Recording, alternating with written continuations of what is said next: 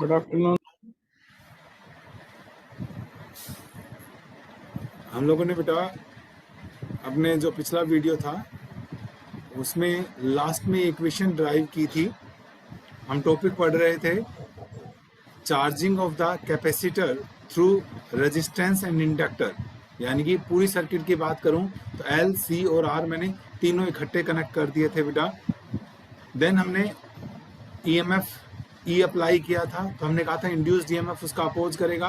Net EMF E minus L D I by D T हो गया था, तो हमने कहा था उसका कुछ हिस्सा कैपेसिटर के अक्रॉस ड्रॉप हो जाएगा बेटा, और कुछ हिस्सा हमने कहा था इंडक्टर के अक्रॉस ड्रॉप हो जाएगा।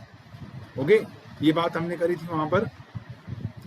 देन आई को हमने D Q by D T लिखा था, और देन एक डिफरेंशियल इक्वेशन बना ली थी सेकेंड ऑर्डर की। देन उस इक्वेशन को जब हमने ट्रायल सॉल्यूशन लिखा था, x equal to a e raise to power alpha t, where x हमने जो माना हुआ था वो था q minus Q naught. Then उसके डबल डिफरेंशिएशन करके जब पुट किया वैल्यू को उस डिफरेंशियल इक्वेशन में, तो it becomes a quadratic equation in alpha. तो वहां से अल्फा के ये दो रूट आ गए थे, एक ये आया था minus B plus minus b square minus omega square. याद दिला दूं बेटा, हमने आर बाई एल को 2b माना हुआ है, और ये तो होता ही स्टैंडर्ड है 1/LC को ओमेगा स्क्वायर माना हुआ है। तो दो रूट आ गए थे, तो अगर ये दो रूट आए थे तो हमने कहा there must be two arbitrary constants होने चाहिए बेटा। तो हमने दो नए कांस्टेंट, मतलब ए तो था ही था, एक और नया, क्योंकि दो रूट आ गए थे बेटा, तो दो कांस्टेंट्स ऐड कर लिए थे, और ये इक्वेशन लास्ट में लिखी थी। और पिछले वीडियो यहीं पर खत्म हुआ है, यहीं से मैं अब कंटिन्यू कर रहा हूँ। ये इक्वेशन मुझे बता सकते हैं तो बताओ, नहीं तो मैं अंदाजे से स्टार्ट कर रहा हूँ इस इक्वेशन को। क्या थी इक्वेशन? 12 थी सर, 12 नंबर थी। ठीक है बेटा, 12 से फिर आगे कंटिन्यू करते हैं। नाउ ए और बी हमने अपनी मर्जी से, देखिए ये बी कोई आर्बिट्रेरी नहीं है, it is the ratio of R and L बेटा। आर रेजिस्टेंस की वैल्यू हमें पता होगी, इंडक्टेंस की वैल्यू हमें पता होगी। ओके, तो ये आर्बिट्रेरी नहीं कहलाएगा, इसकी वैल्यू तो पता है हमें। ठीक है, तो हमें किसकी वैल्यू नहीं पता? ए और बी की वैल्यू नहीं पता। ठीक है, तो हम क्या कहेंगे इसको? टू फाइंड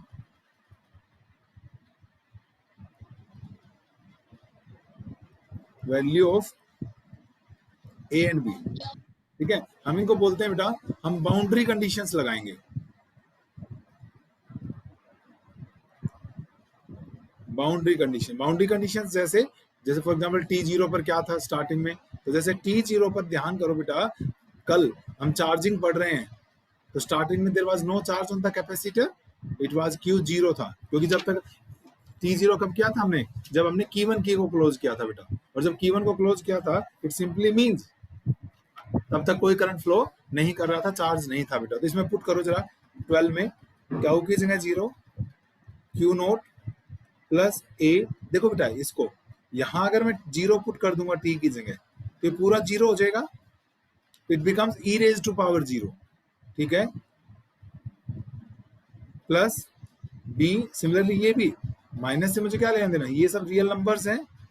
t0 पुट करूंगा तो पूरी ब्रैकेट ही 0 हो जाएगा, मतलब मल्टीप्लाई होके ये आ गया मेरे पास यहां से a plus b that is equal to बेटा माइनस क्यू नोट आ गया। a plus b is equal to, एक कंडीशन आ गई कि a और b मिलकर ये सेटिस्फाई करेंगे कि क्यू नोट है। ठीक है, चलिए और देखो बेटा, मैं अब 12 को डिफरेंशिएट कर रहा हूं, differentiating equation 12 with respect to time, it will become dq by dt। q note का क्या हो जाएगा आपका? 0 हो जाएगा। a, हाँ भाई, विद रिस्पेक्ट टू टाइम करेंगे तो क्या हो जाएगा? ये कोफिशिएंट जो t का है ये बाहर निकल आएगा, मल्टीप्लाई में चला जाएगा, माइनस बी।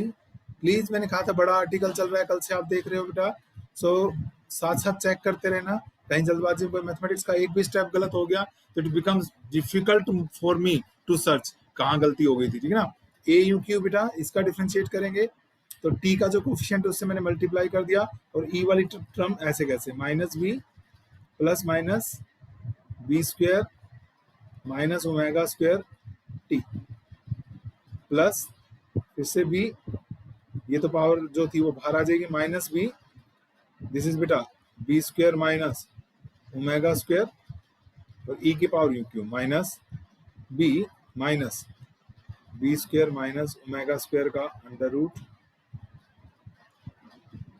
और ये ई आ गया, ठीक है। और कंडीशंस की जहां तक सवाल है बाउंड्री कंडीशन की, तो जब टी 0 था तो मैंने कहा कि हमने चार्जिंग स्टार्ट किया, तो चार्जिंग स्टार्ट किया तो उस वक्त करंट की वैल्यू 0 थी, चार्ज भी 0 था और करंट भी क्या था, 0 था। D Q by D T क्या आ गया, करंट ही तो आ गया। तो फिर से इसमें ये वाली कंडीशन पुट कर रहा हूं, देखो आई 0, ये 0 हटाओ, ए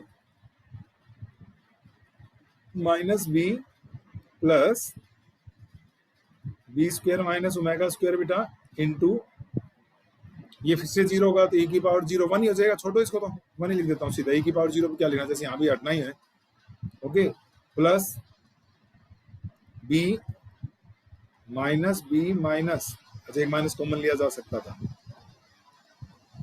कोई बात नहीं, और फिर से इंटू 1, ये टर्म भी खत्म बेटा, और this can be written as, देखो बेटा 0, दोनों की फर्स्ट टर्म देखो क्या है, ये वाली टर्म, इन दोनों टर्म्स को इकट्ठा लिखा बेटा, माइनस बी बाहर हो जाएगा, अंदर बच गया ए प्लस बी, बेटा सिर्फ फर्स्ट टर्म देखें, ये वाली और ये वाली, माइनस बी बाहर आ रहा है तो अंदर बचा a plus b. Second term पे आ जाए, b square minus omega square का अंडर रूट कॉमन है, b square minus omega square common है, हो गया कॉमन, अंदर बचा देखो एक बार चेक करें a माइनस बी, देखो बेटा फर्स्ट टर्म में माइनस बी कॉमन तो प्लस की बन गई फर्स्ट टर्म, तो a प्लस बी लिख लिया, ओके, और b square minus omega square, B square में ये रहा तो a तो प्लस का आएगा यहाँ पर, और ये b से मल्टीप्लाई होके माइनस का आएगा, ठीक है, ठीक चल रहा है ना भाई, मैथमेटिक्स साथ साथ चेक कर रहे हो ना, yes sir. a plus b की वैल्यू हमने निकाली थी बेटा अभी, ये मतलब मुश्किल नहीं है, आप देख रहे हो सिंपल डिफरेंशिएशन और ये सब चल रहा है, लेकिन ये भी बात सही है कि अगर एग्जाम में बेटा आप लोग पहले थोड़ा रिटन प्रैक्टिस नहीं करके जाएंगे, एक दो बार लिख कर नहीं देखेंगे तो स्टेप याद नहीं आएंगे इसके बाद क्या हुआ था। ये देखो a plus b equal to minus Q naught, put कर दो minus Q naught, minus minus plus हो जाएगा ये, ठीक है, ये हो जाएगा बेटा माइनस माइनस प्लस, तो ये हो गया 0 b Q naught plus B square minus omega square का under root a minus b हो गया, और यहां से मेरे पास a प्लस बी की वैल्यू आ गई बेटा, बोलो आगे कि नहीं, a plus B,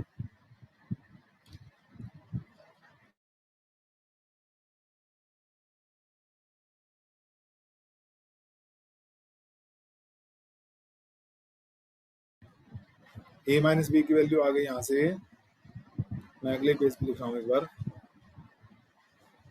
this is a minus B is minus B Q naught upon बेटा under root of B square minus omega square, एक बार चल के देख लेते हैं, यही था ना, a माइनस बी लिखना है तो देखो एक तो ये उधर जाकर माइनस का हो जाएगा, ठीक है, और इससे डिवाइड हो गया, एक बार देख लेते हैं फिर से हमारे पास, ठीक है, तो ये आ गया, एक तो हमारे पास a माइनस बी की वैल्यू आ गई, a प्लस बी पहले से ही था मेरे पास माइनस क्यू नोट के बराबर बेटा, ओके, a माइनस बी, तो ये आ गया a प्लस बी पहले से ही था माइनस क्यू नोट, दोनों को ऐड कर दो, b से b कैंसिल आउट हो जाएगा बेटा, it is 2a minus Q note बाहर, दोनों में ऐड कर रहा हूं मैं सीधा, तभी तो ये कट गया, ठीक है बेटा, माइनस क्यू नोट बाहर भाई, तो अंदर ये बच गया 1 प्लस का, ये वाले पहले लिख लेते हैं, प्लस की minus B upon B square minus A square, और ए की वैल्यू आ गई बेटा, देखो ए हमने कोई कांस्टेंट माना था ना, और अब उसकी वैल्यू देखो, क्यू नोट भी पता है हमें, बी भी पता है सब, ये ए स्क्वायर कहाँ से आया भाई, ए नहीं है ये क्या है, omega square,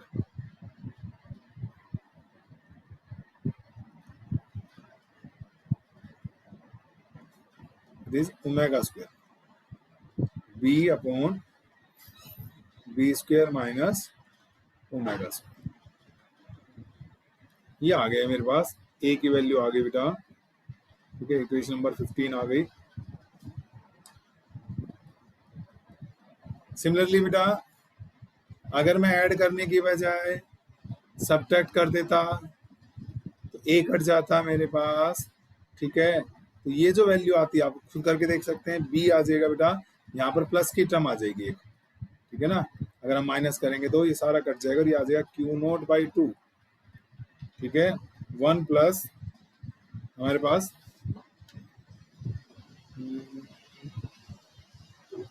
1 plus b upon under root of B square minus omega square. बताओ ठीक है कि नहीं भाई, यहाँ तक की बात है। तो इस तरीके से दो टर्म्स आ जाएंगी हमारे पास, एक प्लस की और एक माइनस की आ जाएगी। एक ए आ गया मेरे पास और एक बी आ गया, ठीक क्या है, देख सकते हो आप साथ साथ। एक बार फिर चेक कर लें, हमने कल ये इक्वेशन बनाई थी बेटा, this was a b raise to power minus B plus minus b square minus omega square t, और सर ए के अंदर प्लस नहीं आएगा?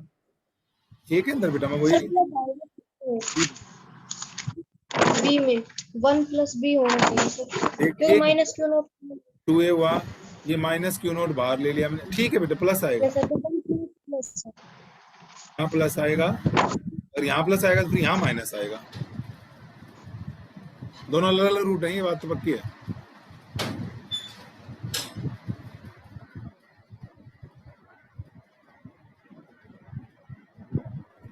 यहाँ पर क्या आएगा, फिर माइनस आएगा, ठीक है। तो एक बार मैं देख रहा था शुरू से, तो मैंने कहा बेटा ए और बी अननोन थे, इनकी वैल्यू फाइंड आउट करने के लिए मैंने बाउंड्री कंडीशन स्टार्ट की कि टी जीरो पर जब स्टार्ट किया था तो क्यू जीरो था, तो क्यू जीरो पुट कर दिया मैंने यहाँ पर बेटा, ओके। क्यू नोट तो यूं क्यू, ये सारा जीरो हो गया तो 1 हो गया, और ये ए प्लस बी आ गया माइनस क्यू नोट।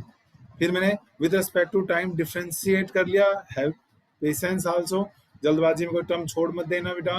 और फिर टी जीरो पर भी करंट की वैल्यू क्या थी, जीरो होती है बेटा, तो हमने वही पुट किया, ये जीरो, और भाई ये ई की पावर 1 हो गया, जीरो मतलब 1 हो गया, और यहाँ भी ई की पावर 0 1 हो गया।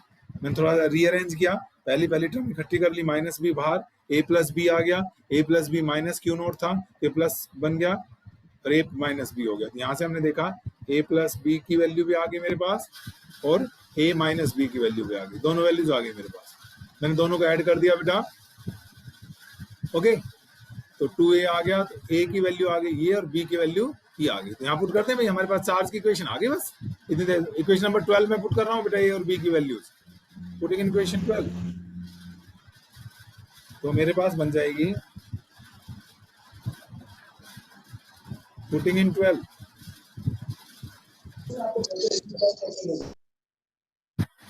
बेटा q is equal to q naught क्या था, प्लस ए की वैल्यू ये है माइनस क्यू नोट बाई 2, तो प्लस क्यू माइनस ही कर लेते हैं।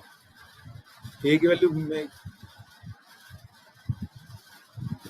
बेटा ए की पुट करो, q naught by 2 1 plus b upon B square minus omega square, ये तो हुआ बेटा ए की वैल्यू, और यहाँ पे मल्टीप्लाई में था ई की पावर माइनस बी प्लस। अच्छा ये भी याद करने का एक तरीका है, अगर यहाँ प्लस की पावर थी तो कोफिशिएंट में भी प्लस की टर्म आ रही है, यूं याद रख सकते हैं हम, b square minus omega square, और साथ में मैं अपने आप को भगा देता हूँ यहाँ से, अरे क्या हो गया भाग क्यों होगा, भाग गया, ठीक है।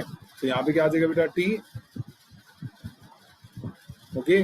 फिर बी की value minus Q naught by 2 बेटे 1 माइनस, ये अच्छा है यहाँ पावर इनटू ई की पावर, तो मैं थोड़ा सा माइनस बी स्क्वायर माइनस, ओहो यहाँ लिख लेते हैं, ये खत्म हो जाएगा, इनटू टी। ये इक्वेशन आ गई हमारे पास number 17। This is the equation of charging of capacitor through L and R। ये इक्वेशन 17 बता रही है हमें कि भाई इस तरीके से जो होगी वो चार्जिंग होगी कैपेसिटर की L और R के थ्रू। बट अब इतनी बड़ी इक्वेशन आ गई है तो बेटा ये डिसाइड करना है बड़ा मुश्किल हो पा रहा है मेरे लिए कि मैं दिखने को तो एक्सपोनेंशियली दिख रही है दोनों टर्म कि एक्सपोनेंशियली ग्रोथ करेगा, लेकिन मैं बताऊं आपको इसमें जो ये पावर में टर्म जा रही है b square minus omega square, इसके 3 रूट वो बन सकते हैं बेटा, ये दोनों इक्वल हो जाएं, ये टर्म खत्म हो जाएगी। समझ रहे हो मैं कह रहा हूं depending upon the value of, ये तो आर्टिकल और चलेगा अभी, depending upon value of b and omega 3 cases can be discussed. 3 cases can be, कौन से केसेस हो सकते हैं? क्या लिख दिया देख लेना, ठीक है। हाँ भाई एक बच्चा देवेंद्र, आपने रेज हैंड किया बेटा, कुछ पूछना है?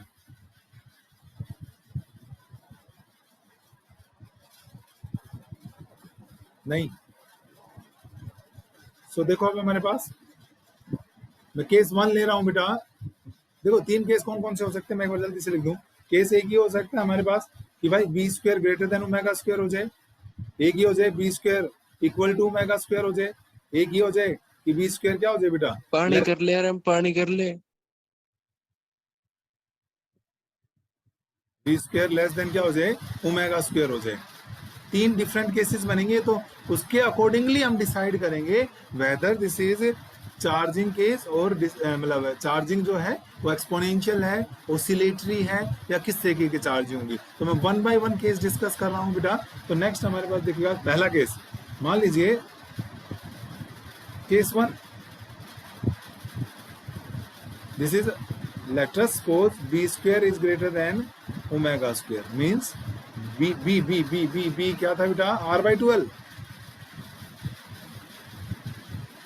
r by l को आपने माना था 2b is greater than omega था बेटा 1 by lc, it means r square by 4l square greater than क्या हो जाए 1 by lc square। भाई आई थिंक हमने थोड़ी गड़बड़ कर दी, 1 बाई एल सी को ही ओमेगा स्क्वायर माना था पूरे को, तो यानी ये स्क्वायर नहीं आएगा, ये स्क्वायर नहीं आएगा बेटा, it is 1 by L C.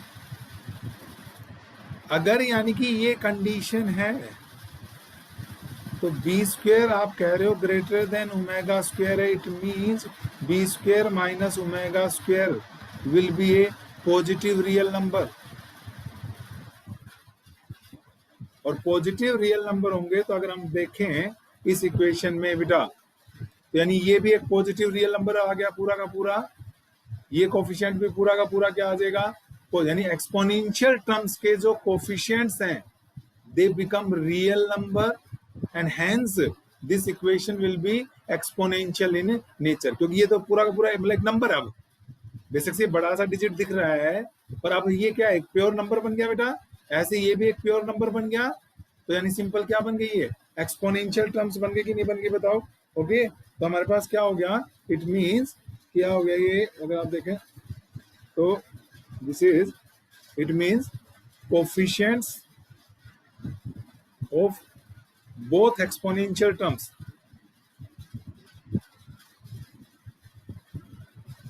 both exponential terms are real numbers and hence क्या होगा बेटा, charge increases exponentially, increases exponentially। मतलब मैं आपके लिए ग्राफ प्लॉट करूं बेटा,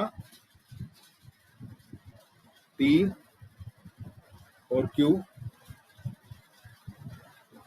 हर एक चार्जिंग प्रोसेस की मंजिल क्या नोट होगा बेटा, हर एक जो है मैक्सिमम चार्ज को एक्वायर करना चाहेगा, तो देखो बेटा ये एक्सपोनेंशियली ग्रोथ करेगा, यूं पता है ना, शुरू में शार्प होता है, फिर धीरे धीरे धीरे धीरे स्लोप कम होता चला जाता है एंड बस फाइनली इसको टच नहीं करता है। ठीक है, ये केस 1 हो गया आपका,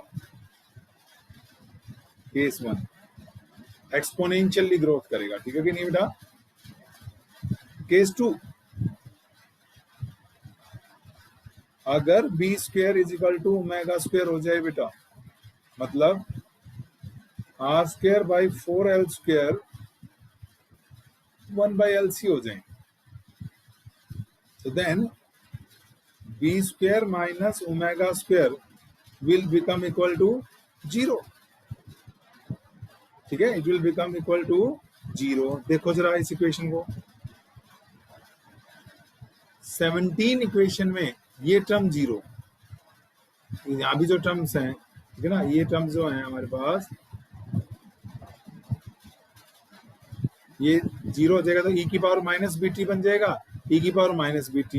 पर एक समस्या यहां आ गई बेटा, अगर b square minus omega square 0 हो गया, ये तो नॉट डिफाइंड हो गया, means the coefficients becomes not defined. समझ रहे हैं मेरी बात? थोड़ा सा मैथमेटिक्स लगाना पड़ेगा हमें, लिमिट्स की तरह यूज करेंगे हम इसे। क्या हम मान लेते हैं, चलिए let b square minus omega square is equal to some h where h tends to 0।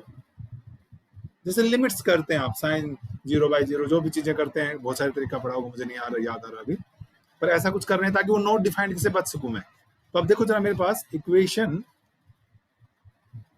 कितने नंबर है, वो इक्वेशन 17 लिख रहा हूं बेटा मैं। देखो मैं क्या कर रहा हूं, इसकी जगह h लिख रहा हूं, ठीक है कि नहीं है, और ऊपर का हो तो यहाँ 0 पुट कर देते हैं। यहाँ तो कोई दिक्कत ही नहीं थी ना, नॉट डिफाइंड की टर्म नहीं आ रही, यहाँ नॉट डिफाइंड की टर्म आ रही है। तो इसको बचने के लिए सोल्व करने का तरीका ये, q equation 17 becomes Q is equal to बेटा Q नोट, ये आया था minus Q naught by 2, a थी ना, ए में प्लस का साइन आया था, प्लस बी अपॉन आ रहा था under root of B square minus omega square. इसको आप ऐसे लिखें बेटा, समझ में आ गया होगा, क्योंकि अगर मैं 0 पुट करता हूं तो ये नॉट डिफाइंड हो जाएगा। फिलहाल मैंने h मान लिया और h टेंड्स टू 0 लिमिट लगाऊंगा मैं, ऊपर e की पावर माइनस बी टी बच गया। ठीक है, ऊपर वाले में आप कोई दिक्कत नहीं है, सीधा पुट कर सकते हो, बाद में भी यही करेंगे, इसको h लिखूंगा, h टेंड्स टू 0, पर ये तो कोई नॉट डिफाइंड बना ही नहीं रहा, तो कोई दिक्कत नहीं है, सीधा पुट कर दे e की power minus B t. Okay, तो ये है हमारे पास। अब यहाँ देखो बेटा क्या आ जाएगा आपके पास नेक्स्ट टर्म में,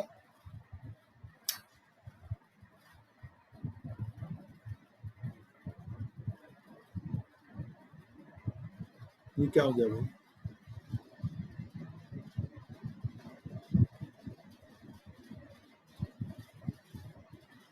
am I visible to you?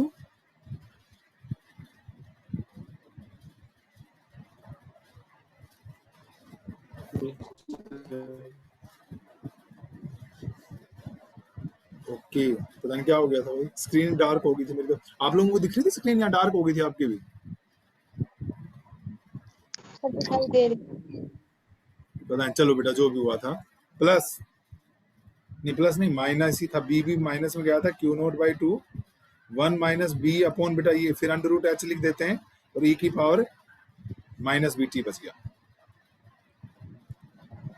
ठीक है, तो q आ गया मेरे पास, क्यू नोट माइनस क्यू, देखो बेटा इन दोनों टर्म्स में माइनस क्यू नोट, ओ सॉरी ये बी टी है बेटा,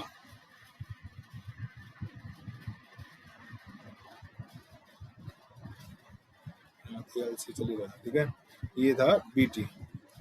नाउ इन दोनों टर्म्स में देखो बेटा, एक तो क्यू नोट बाई 2 माइनस का कॉमन ले लूं, e की पावर माइनस बी टी भी कॉमन ले लूं, अंदर बचा देखो 1 plus b by root h, ये माइनस क्यू बाई 2 बाहर चला गया तो प्लस बन जाएगी term, plus 1 minus b by root h, ये खत्म। चलिए मेरा फायदा हो गया मुझे, तो ये हो गया 1 प्लस 1 2, इस 2 से ये 2 कट जाएगा, है ना बेटा, 1 प्लस 1 2, इस 2 से 2 कैंसिल, तो q माइनस क्यू नोट, तो q भी कॉमन ले लेंगे, ये आ गया बेटा इस केस में q naught minus b, again exponential growth, again क्या आ गई बेटा मेरे पास, एक्सपोनेंशियल ग्रोथ आ गई। ठीक है ना, ये भी एक्सपोनेंशियल ग्रोथ थी बेटा।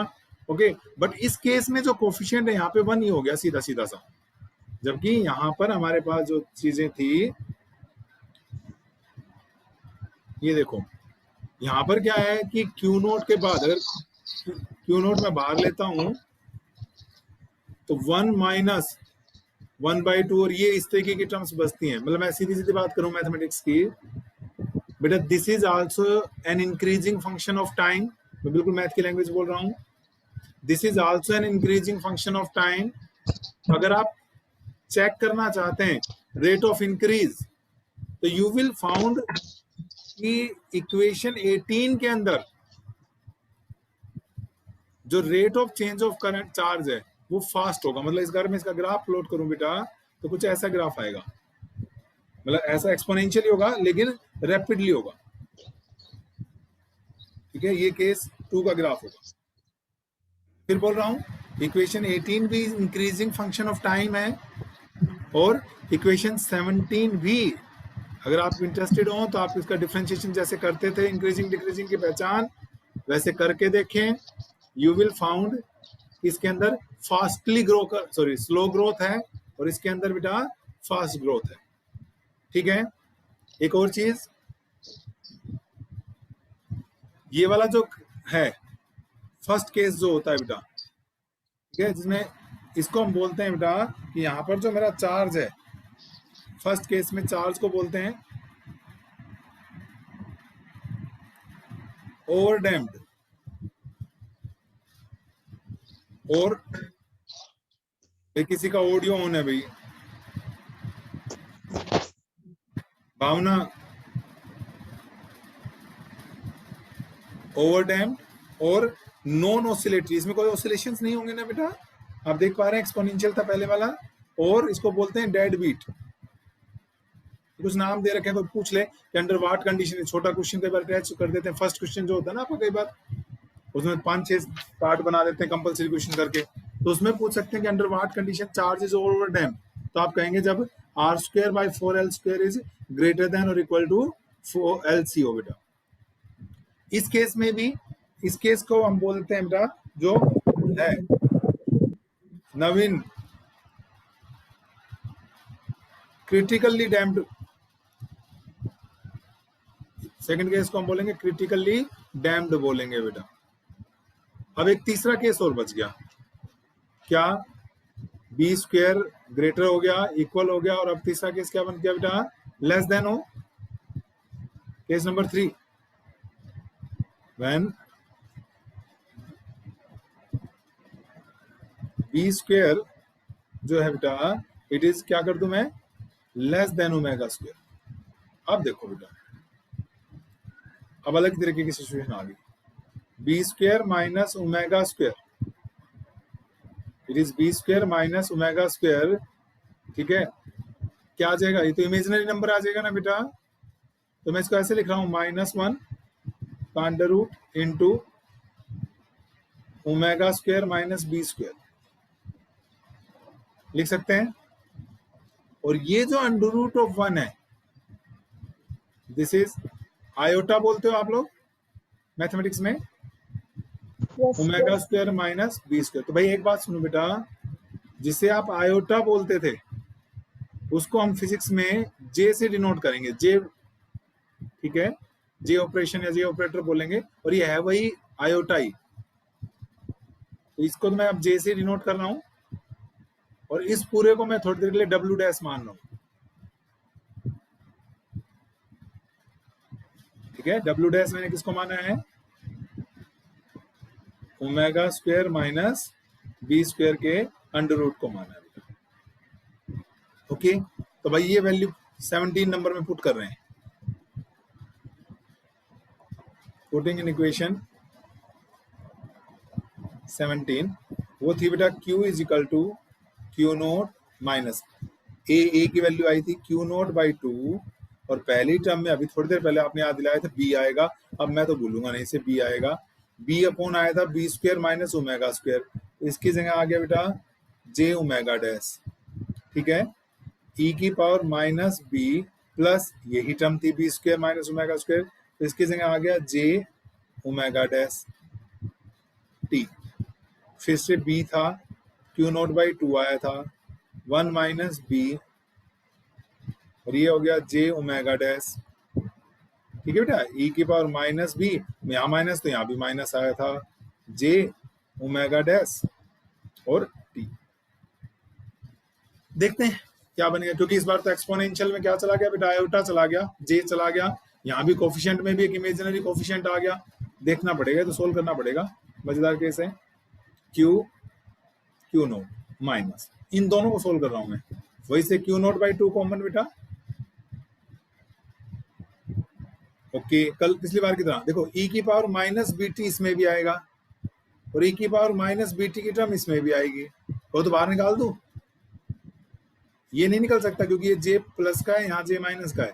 पर ई की पावर पहली टर्म, ये कह रहा हूं मैं, ई की power minus B t common निकल सकता है, निकाल लो। अंदर देखो, ये बचा है ई की पावर जे ओमेगा डैश, ये भाई ओमेगा डैश है,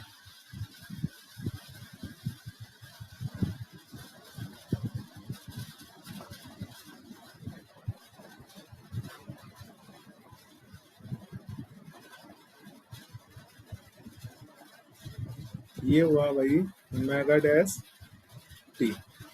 ये समझ में आया? इसकी पहली टर्म। ऐसे इसकी पहली टर्म जब मैं लिखूंगा, देखो ये माइनस क्यू नॉट बाई 2 बाहर जा चुका है, तो प्लस बचेगी, प्लस ई की पावर माइनस जे ओमेगा डैश टी। एक तो ये आ गया, प्लस बी अपॉन जे ओमेगा डैश। दूसरी टर्म बेटा, इसके अंदर भी कोफिशिएंट यही है सेकंड टर्म का, इसके अंदर भी यही आएगा। आगे चलो, ई की पावर फिर से वही जे ओमेगा डैश टी, और यहाँ पर माइनस ई की पावर माइनस जे ओमेगा, ये तो टी है और यहाँ ओमेगा डैश है। बताओ मैंने क्या किया, ये 1 वाला कोफिशिएंट है ना, इसकी टर्म इकट्ठी कर दी और इसकी इकट्ठी कर दी। एक काम करो, इस 2 को यहां से उठाओ और यहां ले जाओ, इसको यहां से उठा दिया हमने और यहां ले गया। ऐसे इस जे को भी यहां से उठाओ और यहां ले जाओ। बताओ भाई, कुछ याद आना चाहिए, मैथमेटिक्स के कुछ रिजल्ट बन गए।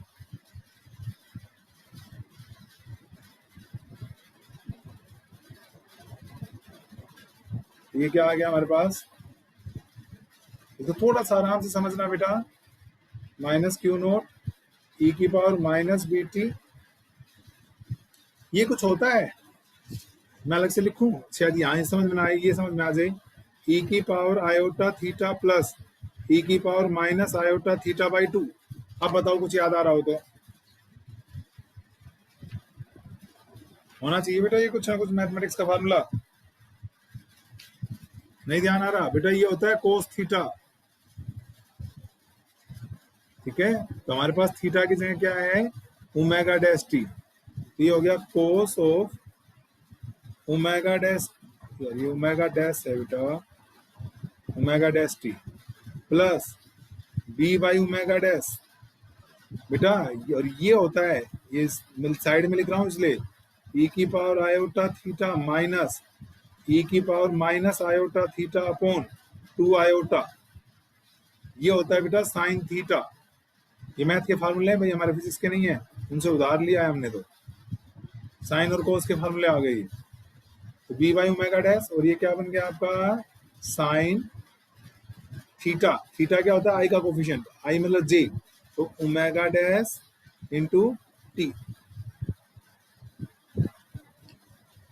ओके, और दिस में भी रिटन एज ओमेगा डैश से बाहर ले लूं मैं, this is Q naught minus Q naught E की पावर माइनस बी टी, ये ओमेगा डैश बाहर बेटा, this is omega dash cos, ओहो ये डैश हमेशा,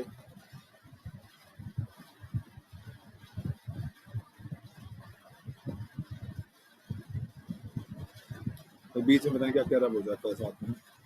यहाँ पे कुछ ब्रैकेट थी शायद, वो रब हो गई, तो यहाँ पे प्लस का साइन रब हो गया। ठीक है, ये था बेटा omega dash t plus b sine omega dash t. बेटा अब इस बड़ी भारी कॉम्प्लिकेशंस बढ़ती जा रही हैं, तो इस केस में इसमें टाइम में एक्सपोनेंशियल टर्म भी आ गई बेटा, और टाइम के अंदर साइन भी आ गया, टाइम के साथ कोस भी आ गया, मींस एक्सपोनेंशियल प्लस ऑसिलेशंस सब कुछ है बेटा। तो इसे तो फिर हम एक वीडियो और लगाना पड़ेगा, हम अगले वीडियो में इसको पूरा करें।